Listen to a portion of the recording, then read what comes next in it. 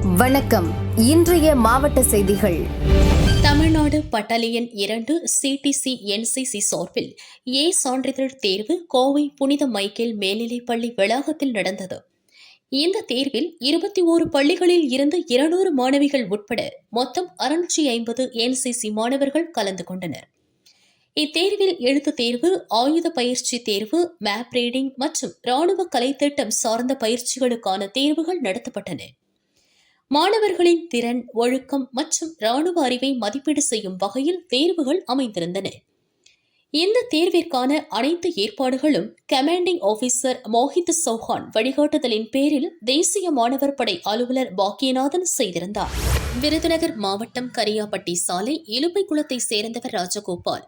விவசாயியான இவர் 1000க்கும் மேற்பட்ட நாட்டு கிடை மாடுகளை வளர்த்து வருகிறார். மாடுகளை கரியாப்பட்டியில் மேய்ச்சலுக்கு கொண்டு சென்றுவிட்டு இலுப்பைக்குளத்திற்கு 10க்கும் மேற்பட்ட மாடுகளுடன் திரும்பிக் கொண்டிருந்தார். முடுக்கன்குளம் அருகே வந்தபோது அதிவேகமாக வந்த பால் டேங்கர் லாரி மாடுகள் மீது மோதியது. இதில் 5 பசுக்கள் உட்பட 7 மாடுகள் ஸ்பாட்டிலேயே துடிதுடித்து இறந்தன. மேலும் விபத்தில் சிக்கிய சில மாடுகள் காலில் முறிவு ஏற்பட்டு உயிருக்கு போராடி வருகின்றன. மதுபோதையில் டேங்கர் லாரியை ஓட்டி வந்த மதுரையைச் சேர்ந்த சுரேந்தர் வயது 40 போலீசில் ஒப்படைக்கப்பட்டார். மூக்குளம் போலீசார் விசாரிக்கின்றனர். திருநெல்வேலி மாநகராட்சியில் தூய்மை பணியாளர்களுக்கு வழங்கப்படும் காலை உணவு தரமற்று இருப்பதாக தினமலர் நியூஸ் சேனலில் செய்தி வெளியானது.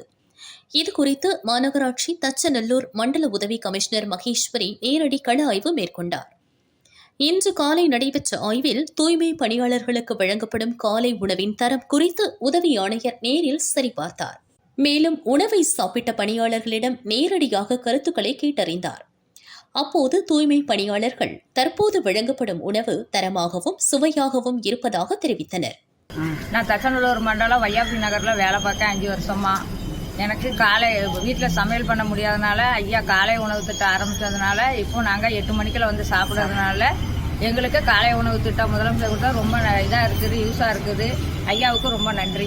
சாப்பாடு எப்பவும் நல்லா தான் நாங்கள் டெய்லி தான் சாப்பிடுவோம். அதாவது இவங்க சாப்பாடு முதலமைச்சர் கொடுத்தனால நாங்கள் வாங்கி சாப்பிட்டு தான் இருக்கோம். ரொம்ப நல்லா தயாரி. இதனால உங்களுக்கு உடம்பு சரியில்லாம எதுவும் ஆகுதா? நல்லா வேலை பார்க்கீங்க, நல்லா சாப்பிட்டு ஆரோக்கியமா தான் முதலமைச்சர் திட்டத்தில் காலையில வந்து ஐயா உணவு போட்டது ரொம்ப சந்தோஷம். ஊக்கமாக வேலை பார்க்கிறோம். சாப்பிட்டு முன்னாடி கிடையாது. 41 வருஷமா சுதந்திர கிடையாது. முதலமைச்சர் வரும்போது இந்த திட்டம் நல்ல திட்டமா இருக்கு.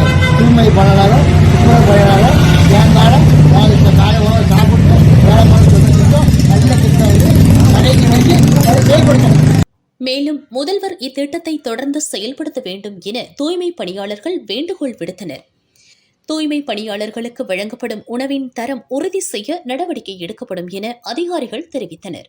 தூய்மை பணியாளர்களுக்கு வழங்கப்படும் உணவு தரமற்றதாக உள்ளது என்ற செய்திகள் வெளியான பிறகும் கூட மேயரோ கமிஷனரோ ஆய்வு செய்யவில்லை என்பது குறிப்பிடத்தக்கது.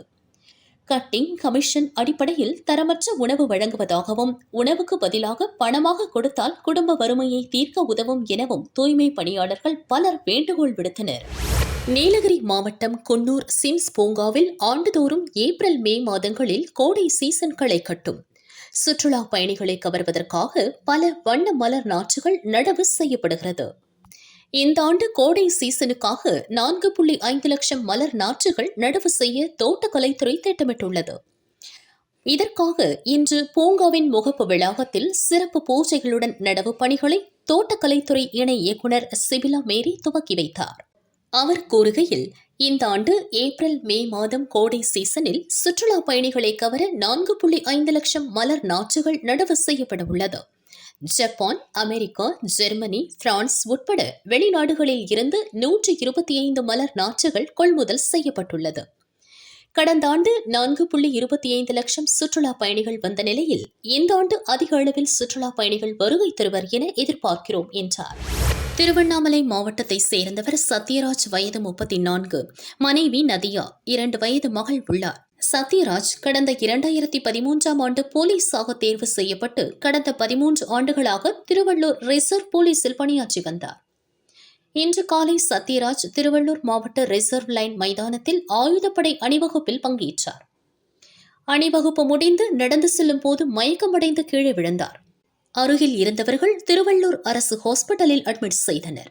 அவர் நெஞ்சு வலிப்பதாக கூறியதால் அவருக்கு CPR சிகிச்சை அளிக்கப்பட்டது. ஆனால் அவர் மாரடைப்பு ஏற்பட்டு உயிரிழந்தார். திருவள்ளூர் டவுன் போலீசார் விசாரிக்கின்றனர். போலீஸ் அணிவகுப்பில் சத்யராஜ் இறந்த சம்பவம் போலீசாரிடையே சோகத்தை ஏற்படுத்தியது.